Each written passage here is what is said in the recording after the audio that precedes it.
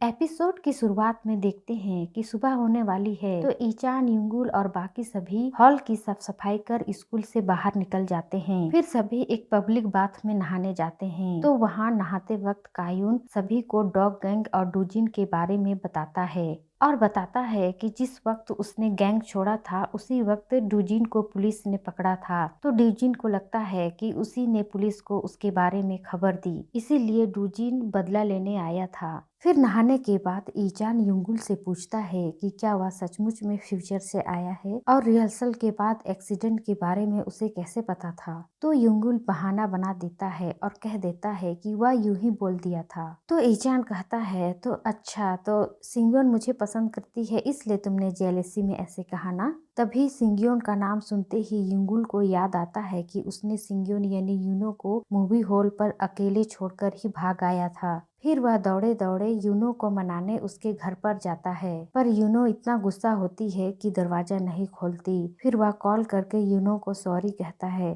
पर यूनो कुछ जवाब नहीं देती। फिर युंगुल चून्हा के घर जाता है तो चून्हा की माँ युंगुल को घर से बाहर निकल जाने को कहती है। तो युंगुल कहता है कि वह चेयरमैन के कहने पर ही घर से जाएगा, तो वह उसे डराने लगती है। तभी चेयरमैन आते हैं और जिमी को कहते हैं कि वो डिसाइड करेगा कि कौन रहेगा या कौन जाएगा। इसके बाद चेयरमैन युंगुल को एक रूम में बुलाते हैं और कहते हैं कि यदि वह इस घर पर और रहना चाहता है तो वह ऐसा कुछ करे कि चून्हा उसके पापा से बात करे और उसके लिए स्माइल करे। तो युंगुल ये शर्त मान जाता है। फिर युंगुल और चून्हा दोनों स्कूल जाते हैं।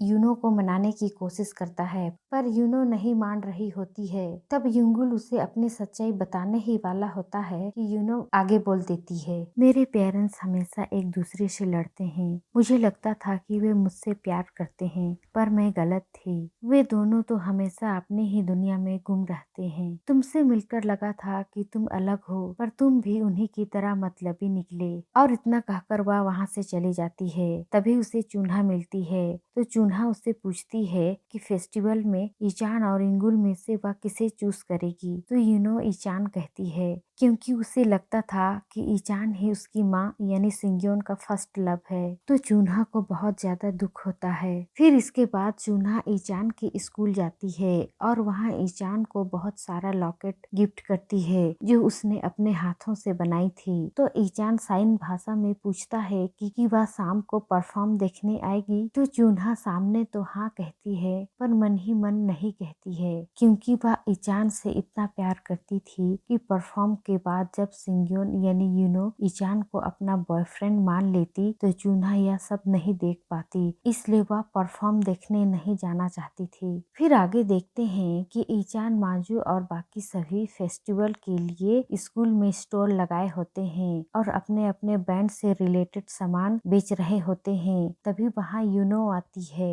और वह वहाँ सभी से बात करती है सिवाय युंगुल से क्योंकि वह उसे इग्नोर कर रही होती है। इसके बाद शाम को फेस्टिवल चालू होता है और ईचान, युंगुल और बाकी सभी स्टेज पर परफॉर्म कर रहे होते हैं। तो वहाँ संगे भी आती है और वह ईचान को देखकर कहती है कि यह तो वही लड़का है ना जो जीवान के कॉन्सर्ट में जीवान के साथ गाना गाया था। तो यह सुनकर यूनो पूछती है क्या जीवान भी बैंड में है। तो संगे कहती है याद नहीं, कॉन्सर्ट पर हम दोनों साथ ही गए थे ना। तो यह सुनकर यूनो हॉल से बाहर आ जाती है और अपनी माँ की कही बात याद करती है कि उसका फर्स्ट लव बैंड में था यानी उसके पापा भी बैंड में थे और बचपन की उन पलों को याद करती है जब उसके पापा ने बड़े चाव से तीखा खाना खाया था और जीवान ने ही स्प्रिंग फेस्टिवल में सिंग्योन के लिए गाना गाया था। तो अब यूनो को पता चलता है कि उसकी माँ का फर्स्ट लव उसके पापा ही हैं, यानी जब उन दोनों की शादी नहीं हुई थी तब वे एक दूसरे से बहुत प्यार करती थी। और इतना समझने के बाद वह खूब रोने लगती है क्योंकि वह सोची थी कि यदि उसकी माँ का फर्स्ट लव कोई दूसरा होता तो वह उससे उसकी माँ की शादी कराती ताकि वह हमेशा खुश रहती। फिर शो खत्म होने के के बाद ईचान चून्हा को फैक्स करता है और फेस्टिवल में ना आने का वजह पूछता है तो चून्हा फैक्स का जवाब नहीं देती। तो वह सोचता है कि चून्हा का तबीयत तो नहीं खराब हो गया है। फिर वह चून्हा से मिलने उसके घर के बाहर आता है तो चून्हा खिड़की से उसे बाहर खड़े देख वह भी घर से बाहर आती है। तो ईचान फेस्टिवल में ना आने का वजह पूछता है तो चून्हा को लगा था कि ईचान और सिंग्योन अपडेट कर रहे हैं, इस कारण से वह बहुत दुखी होती है। तो वह कह देती है कि वह सुन नहीं सकती तो वहाँ आकर क्या करती। तो ईचान कहता है कि म्यूजिक को हम फील भी तो कर सकते हैं। तो चून्हा और गुस्साने लगती है।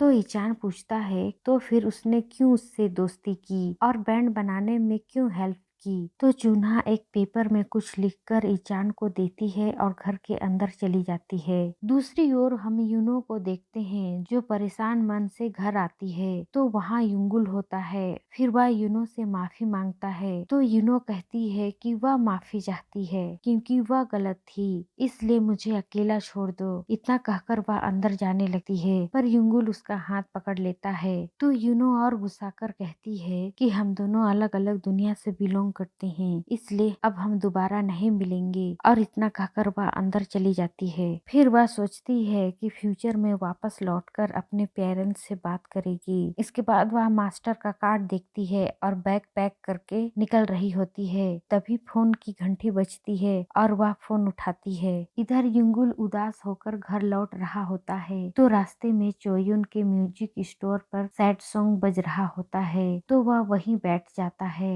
और स्टोर के अंदर चोयुन अपनी बेटी सुंग्योन का फोटो देखकर उसे याद कर रहा होता है। फिर वह युंगुल को बाहर बैठे देख बाहर आता है और कहता है कि बहुत उदास लग रहे हो, क्या हुआ। तो युंगुल बताता है कि उसने अनजाने में किसी का दिल दुखाया है। तो चोयुन कहता है कि धीरे से सब कुछ ठीक हो जाएगा। दूसरी ओर ईचान चून्हा द्वारा दिए पर्ची को पढ़ता है जिसमें लिखा था कि फेस्टिवल खत्म हो चुका है तो अब दोबारा उससे मिलने मत आना। तो ईचान यह पढ़कर बहुत ज्यादा दुखी हो जाता है और इधर चून्हा भी बहुत ज्यादा तकलीफ में होती है। फिर आगे युंगुल घर आता है तो संगे फोन में अपनी किसी फ्रेंड को बता रही होती है कि सिंग्योन वापस यूएस जा रही है। तो युंगुल यह बात सुन लेता है। फिर वह यूनो को रोकने एयरपोर्ट दौड़ता है तो एयरपोर्ट पहुंचकर देखता है कि यूनो एक जगह बैठकर रो रही है। तो वह उसके पास जाता है और कहता है कि मेरा दिल तोड़ के यहाँ बैठ के अकेले रो रही हूँ। तो यूनो कहती है कि मुझे अपने पेरेंट्स से कुछ सवाल के जवाब लेने हैं, इसलिए मैं वापस जाना चाहती हूँ पर नहीं जा पा रही हूँ और जा पाऊंगी या नहीं ये भी नहीं पता, तो मैं क्या करूँ। तो युंगुल कहता है कि तुम्हें वापस भेजने के लिए मैं तुम्हारी हेल्प करूँगा पर फिलहाल मेरे लिए रुक जाओ। इतना कहकर वह यूनो की तरफ हाथ बढ़ाता है और यूनो हाथ थाम लेती है। फिर मास्टर को देखते हैं जो यूनो और युंगुल को अपनी जादुई टीवी में देखकर कहता है कि लगता है तुमने अपना हेल्पर ढूंढ लिया है। तभी आसमान में दो चांद दिखने लगते हैं और ये एपिसोड यहीं एंड हो जाता है।